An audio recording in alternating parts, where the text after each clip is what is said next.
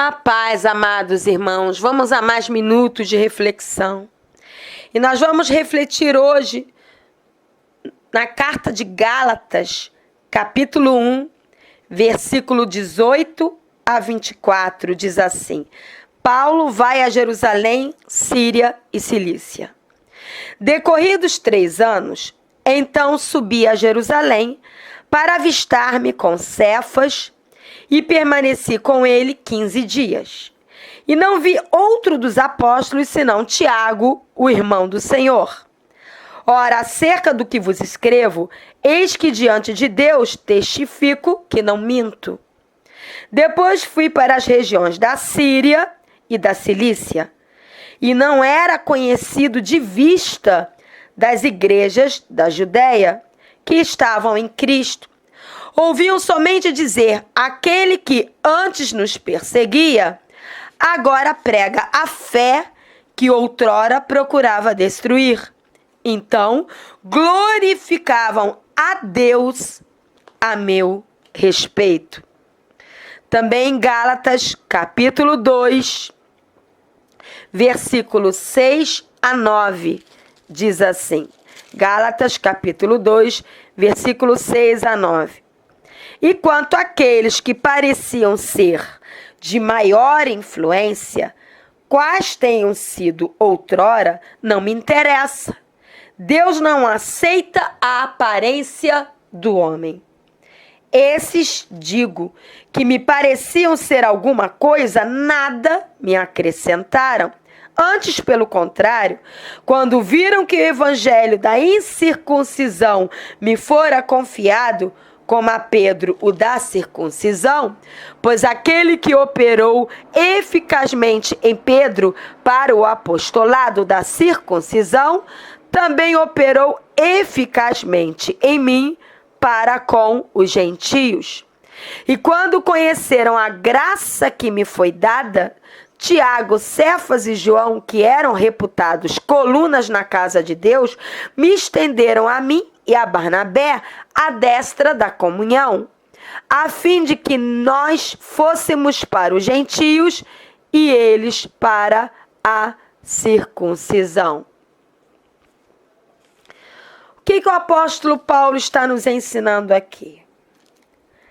Primeiro, ele está ensinando que quando ele teve aquele encontro em Damasco e ele se converteu, teve aquele encontro com Jesus Cristo no caminho de Damasco, e ele se converteu, ele começou imediatamente a pregar o evangelho. Ele ficou adoecido, cego, e Deus separou um certo discípulo para ir lá orar por ele. Ele foi curado da cegueira e a partir dali ele começou a pregar o evangelho de Jesus Cristo. E depois que ele começou a pregar o evangelho de Jesus Cristo a vários lugares, ele voltou, ele subiu até Jerusalém.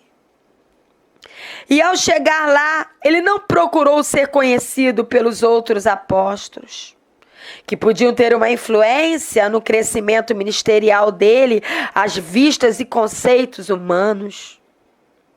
Não, ele se encontrou com Cefas, ficou com ele 15 dias, depois se encontrou com Tiago, que também era apóstolo e irmão do Senhor. E depois dali ele foi para as regiões da Síria e da Cilícia para continuar pregando o evangelho.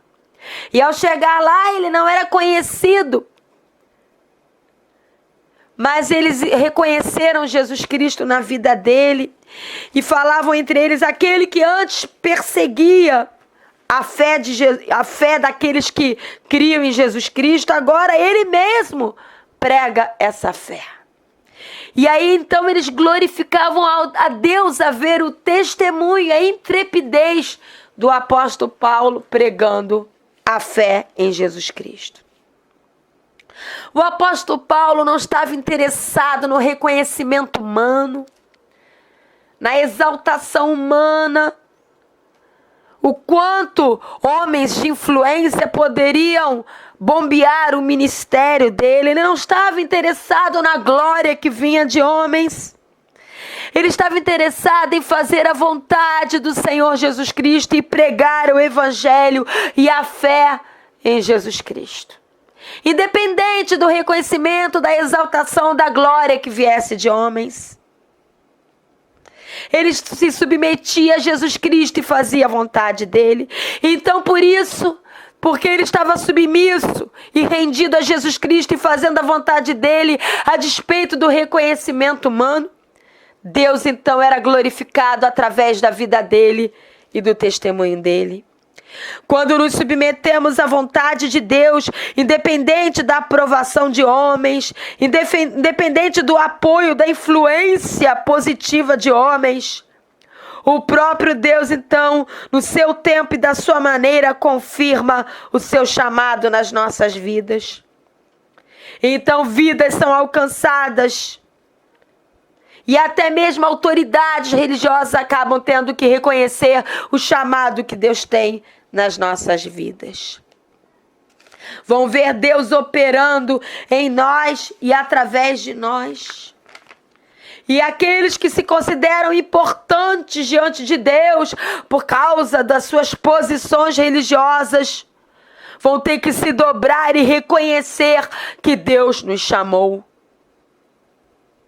Amado, não se importe se religiosos estão te perseguindo e falando que você não é nada. Importa que você tenha um chamado em Deus e que você faça a vontade de Deus. Que você cumpra a carreira que Deus trouxe para você correr nele. E na força dele você cumpra o chamado que Deus tem na tua vida. A despeito das honrarias e glórias e reconhecimento de homens. Importa que Deus te reconheça, que Deus te capacite, que Deus seja glorificado na tua vida e através da tua vida. Amém? Vá na força que Deus te deu. Vá na capacidade que Deus te deu. Persevere no Senhor, olhando para o autor da nossa fé. Amém? Deus te abençoe, em nome de Jesus.